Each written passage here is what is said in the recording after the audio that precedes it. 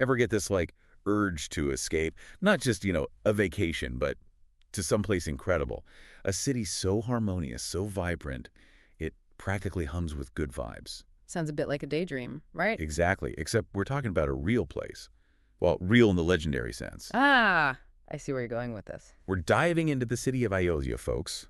And to guide us, we're cracking open Cradle Tales of Hinduism.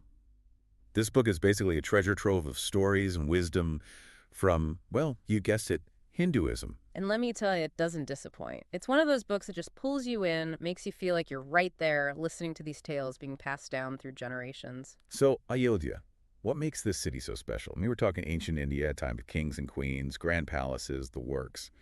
But this city, it wasn't just Ainwai's city. Oh, absolutely not. In Hindu tradition, Ayodhya holds immense significance.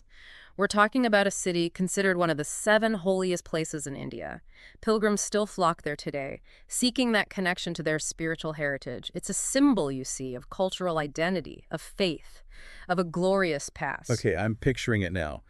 Bustling marketplaces, overflowing with silks and spices, the scent of incense filling the air. And don't forget the music. Imagine strolling through these streets, the rhythmic clang of a blacksmith's hammer, the melodic strains of a sitar drifting from a nearby window, all blending together into this symphony of sound. It's an attack on the senses in the best possible way. Exactly. And what truly set Ayodhya apart, even amidst all this splendor, was its ruler. King Rama, right.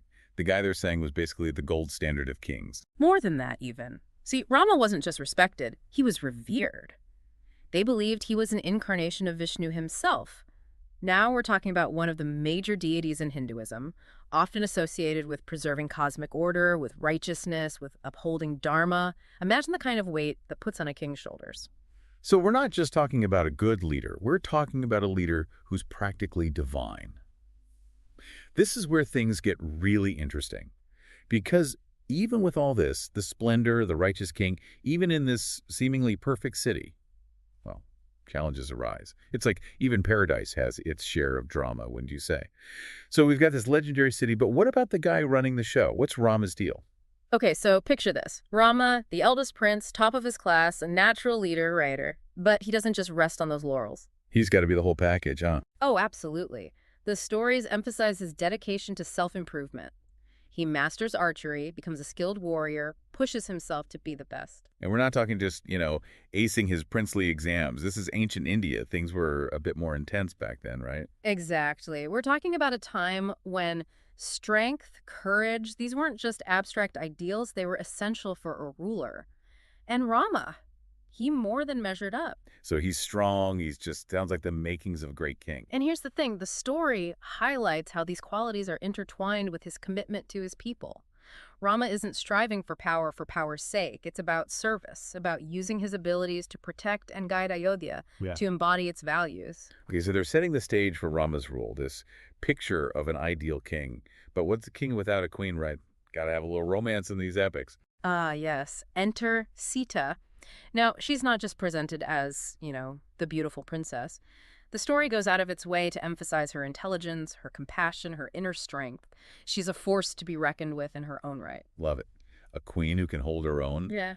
But they don't just fall head over heels, do they? Yeah. There's going to be some drama, some tests of worthiness, right? Oh, absolutely. Even in ancient India, love stories came with a bit of flair. They meet, there's definitely a spark, but Rama still has to prove himself worthy by winning her hand. And how does he do that? A grand archery contest, of course. Classic. Some things are universal. And it's significant, don't you think? It would have been easy to just tell us they were fated to be together, end of story. But this trial, this display of skill and determination, it adds a layer of depth to their connection. It shows us that their love isn't just given, it's earned, it's chosen. And let's not forget, their love is often compared to the divine bond between Vishnu and Lakshmi. Talk about setting a high bar. Right. Two sides of the same coin, inseparable. A love that embodies both earthly and spiritual devotion. It's a powerful image. But that's the thing about stories, especially epics like this one. Too much happiness, too much perfection. It often foreshadows a turn of events. Oh, I know that feeling. You're on top of the world, then bam, something comes along to shake things up. And boy, does it ever in the next part of Rama's story. It's like clockwork in these epics, right? Yeah.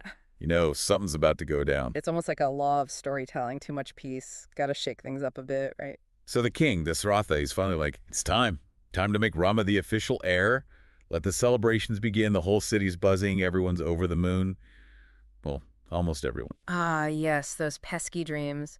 The king can't shake this feeling, this premonition. Something's a bit off. Maybe it's just pre-coronation jitters, big life changes and all. Perhaps, but there's this underlying sense of foreboding, wouldn't you say? As if fate itself is intervening. And right on cue, we meet Queen Kekai, Rama's stepmother. Now, before you jump to conclusions, this isn't your typical jealous stepmother situation. We're told she's the king's favorite, beautiful, kind, the works. The story goes out of its way to establish her character, which makes what happens next even more, well, shocking. Because out of nowhere, things take a turn. The gossiping handmaid whispering in Kekai's ear, planting seeds of doubt, and, well, you know how it goes. Oh, those whispers can be dangerous, can't they? Suddenly, ambition rears its head, insecurities bubble to the surface, and Kekai's whole demeanor changes. And the story gets so descriptive here, it's like we're right there with her as she storms off to this, get this, the anger chamber. Ah, yes, the anger chamber, a place where, according to tradition, you could go to literally let out all your rage without judgment. It's such a vivid image, right? This physical manifestation of her inner turmoil. Exactly. It highlights how emotions were often depicted externally in these tales as forces that could influence actions, even overpower reason. And it's here, surrounded by this palpable anger, that Kekai makes a jaw-dropping demand. She wants Rama banished, exiled to the forest for 14 years, and guess who gets to be king instead? Her son, Bharata. Talk about a power move, right? But it makes you think, is it really just ambition driving her? Or has something else taken hold, something darker, maybe even a touch of the supernatural at play? Because, get this, Rama, the guy who's supposed to be the embodiment of righteousness, he doesn't even flinch. No bargaining, no outrage. He just accepts his fate. Can you imagine? On the verge of becoming king, and bam, everything's ripped away. This is where we really see the depth of Rama's character, wouldn't you agree? He doesn't react with anger or despair. Instead, he embodies Dharma, duty above all else, even when it means personal sacrifice. He's basically a saint in human form. Meanwhile, everyone else is losing their minds. His brother, Lakshmana, is ready to wage war, furious at the injustice of it all. And then there's Sita. She could easily stay in the palace, keep her comfortable life. But no, she chooses to follow Rama into exile. That speaks volumes about their bond, don't you think? Absolutely. And it highlights another key aspect of Rama's character, his ability to inspire such loyalty, such devotion. It's not just his strength or his royal status, is it? There's something about his unwavering commitment to what's right, even when it's difficult, that resonates with people. So Rama and Sita head off into the wilderness, while back in Ayodhya, Bharata returns home to, well, a complete mess. To put it mildly, right? His father, heartbroken by Rama's banishment and the whole ordeal, has passed away. And let's just say, Bharata is not happy with his mother when he finds out what went down. Understatement of the century.